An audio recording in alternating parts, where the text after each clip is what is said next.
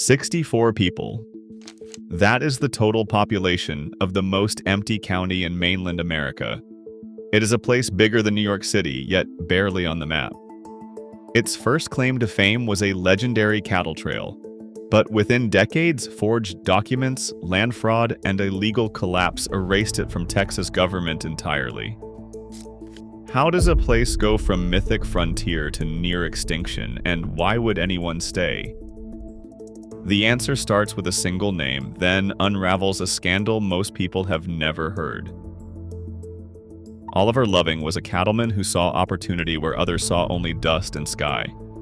Born in Kentucky in 1812, he moved to Texas and carved his name into the history of the West.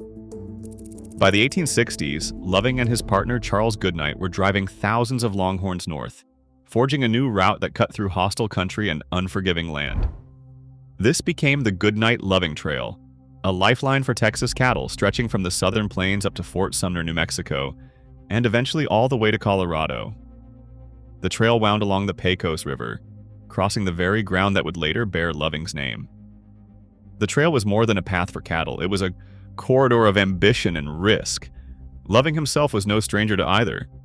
In 1867, after a Comanche attack left him wounded, he insisted on returning to Texas, dying soon after but earning a place in Western legend.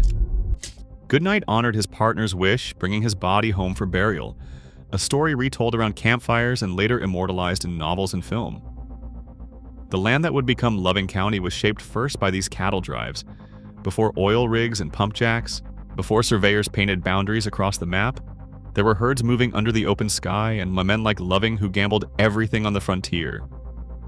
The county's name became a tribute to that era, a reminder that its first ties to the wider world were forged by grit, cattle, and the relentless push for new trails.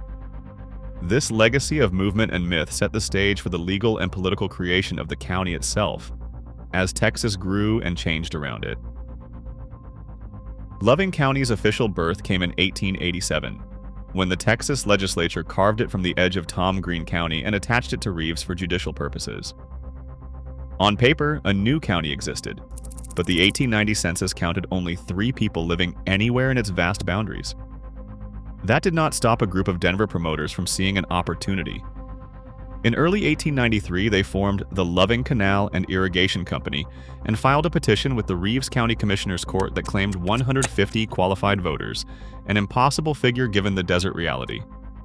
The court accepted the signatures, and in July, a county organization election was held. 83 votes were recorded, nearly all from the company's own men and non-resident associates.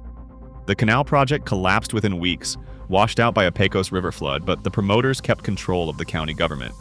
Judge J.J. Combs, installed by the company, quickly moved to patent 4 leagues of public school land, valuable property in Dawson and Gaines counties, far from Loving itself.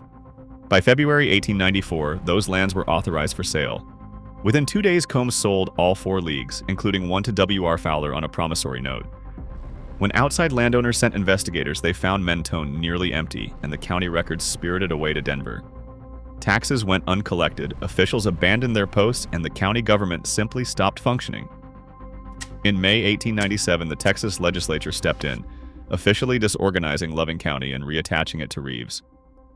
For more than 30 years, Loving would be erased from the map of local governance, a paper county without a courthouse, officers, or even a real town to call its own. In 1931, the ground beneath Loving County revealed its true fortune. The wheat oil field hit peak production that year, pumping out over 1.2 million barrels of high-grade crude. The sudden wealth was impossible to ignore. For decades, this county had existed mostly on maps, with barely enough people to fill a church pew.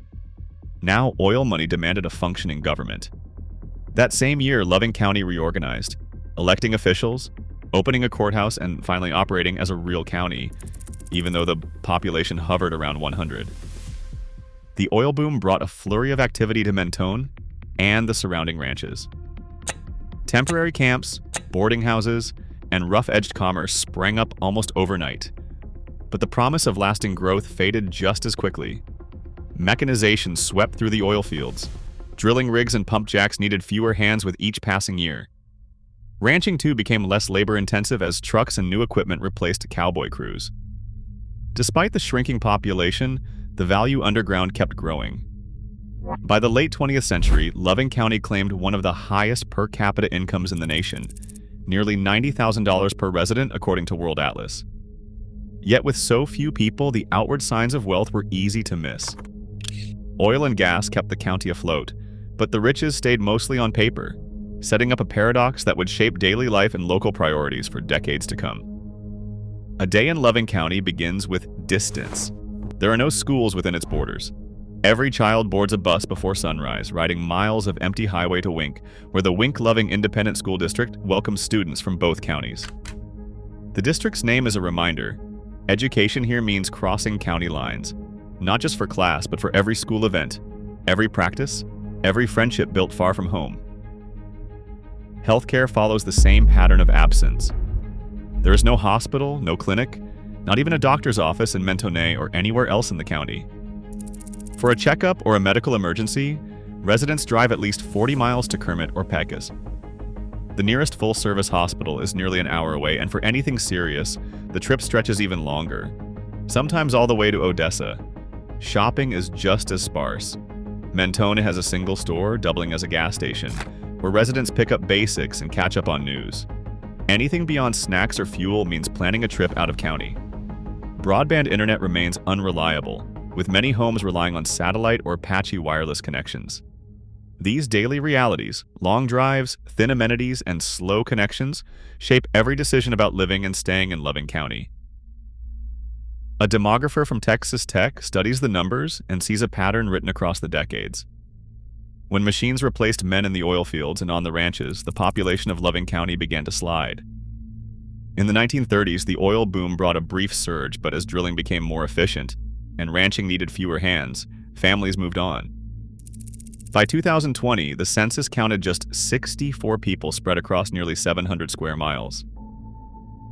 The expert points out that this is not just a story of empty land, it is the result of economic forces that reward capital over labor.